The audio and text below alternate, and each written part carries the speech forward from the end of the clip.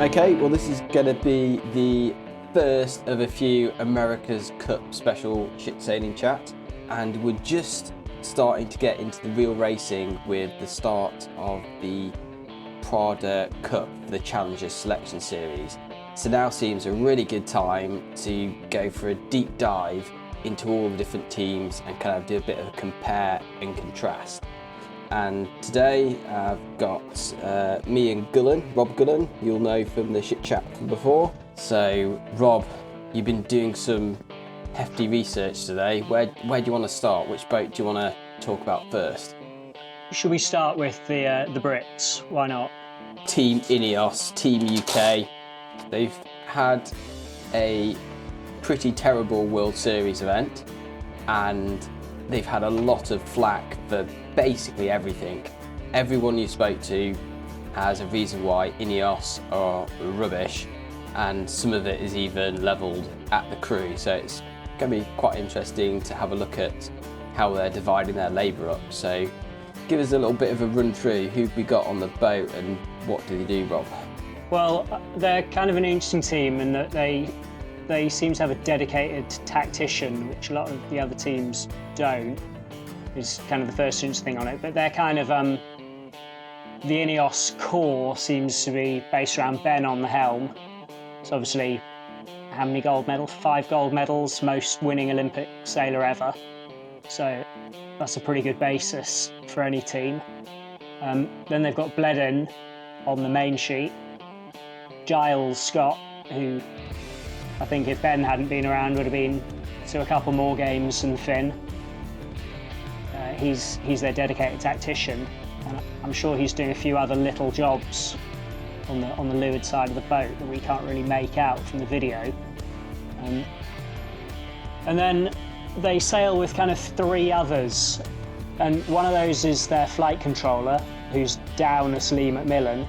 Lee seems to sit on the starboard side, just in front of the helm.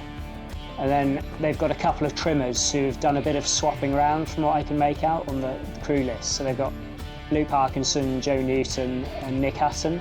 I think they've got 2 flight controllers completely separated out, despite how they're listed on the team sheet.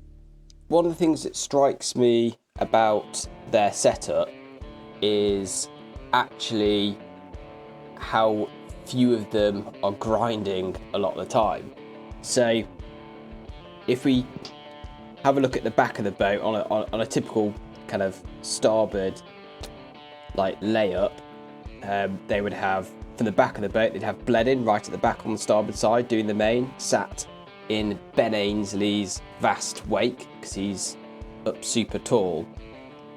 Going forward on the starboard side, you then have Lee McMillan, who seems, when they're on starboard, to be doing quite a bit of grinding, except every now and then you can hear a bit in the audio of him taking over pitch from Ben Ainsley, pitch control.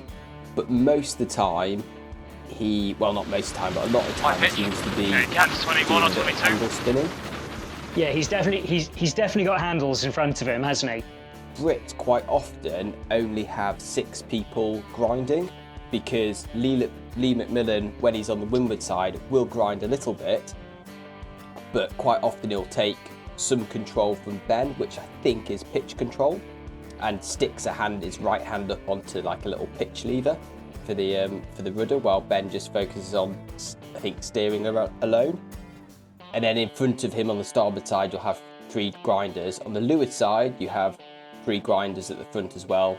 I think one of the grinders does a bit of the jib trim, loading of the winch. But then behind them, they have Luke Parkinson, who I'm pretty sure is doing basically the exact same role as Lee. And they're switching when the boat tacks. Luke Parkinson, he was a flight controller on the LGP boats. And then obviously on the leeward side, you've also got Giles Scott, who's tactician and always on the leeward side and seems a little bit at a loose end sometimes, not really doing too much, but he's probably, like you said before, one of the only kind of sole tactician role. But what this means is quite often they'll have only 6 people at a grinding pedestal, whereas the other boats, almost all of them have 8 people at grinding pedestals except in manoeuvres. Got 5 people not touching handles, which leaves 6 people, because they're level on the boat, who are grinding. And I think the way Ineos are doing it is basically they're having 6 people grind, and they're having them grind hard. And it's been commented on before how Ineos seem to be grinding a lot harder. Well, they probably are, because they've got less of them sharing the work. And this has kind of freed up Lee McMillan to help out Ben a little bit with some of the pitch control when he's on the windward side, or Luke Parkinson. And it's also kind of freed up them to have this kind of floating tactician role, which Giles is always doing from the leeward side.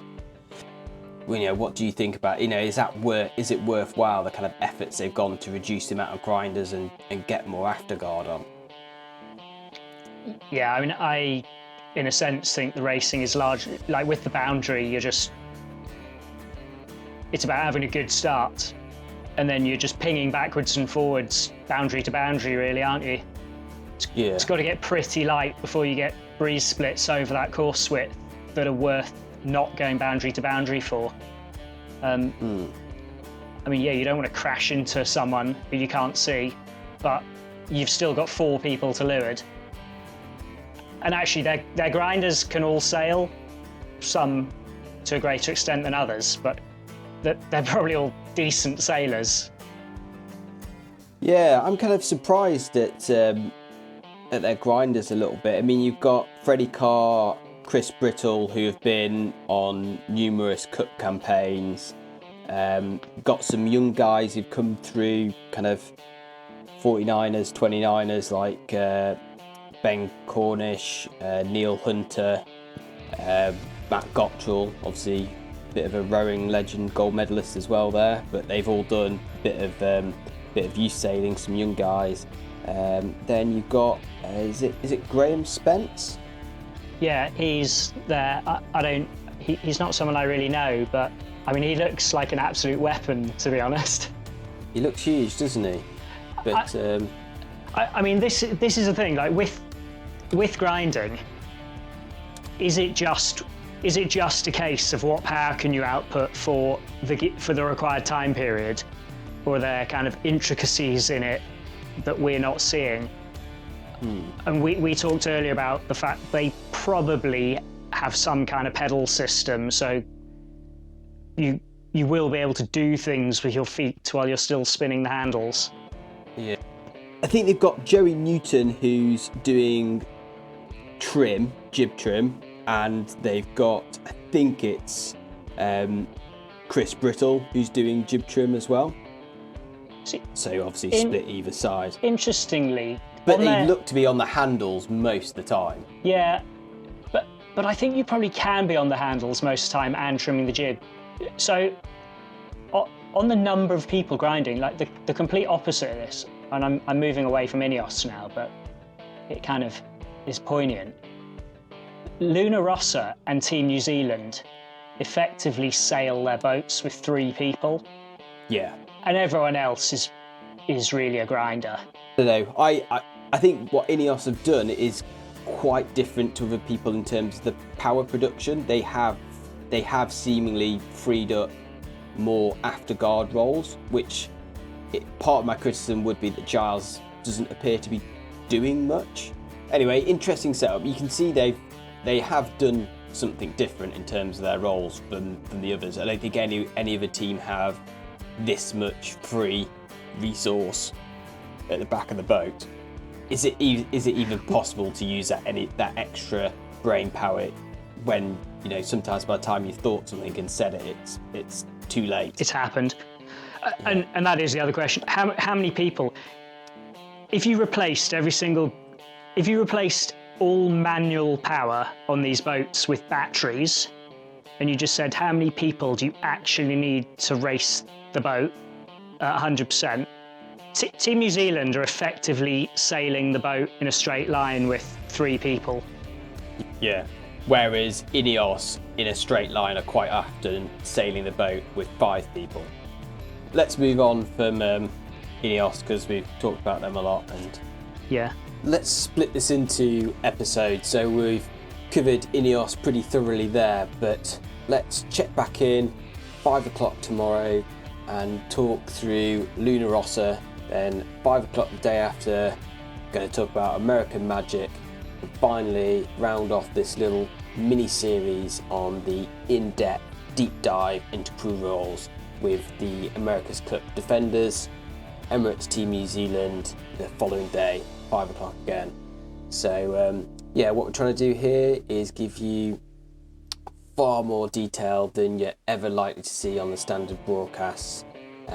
These are often things that the teams don't really want to talk about themselves, don't want to give away the secrets to how they're dividing up their team roles, but we're here for you to scroll through all the footage and pick out the key details and provide you those insights into the racing. So if you want to hear more, then subscribe to the channel, and we're going to be pumping out the following episodes over the next 3 days.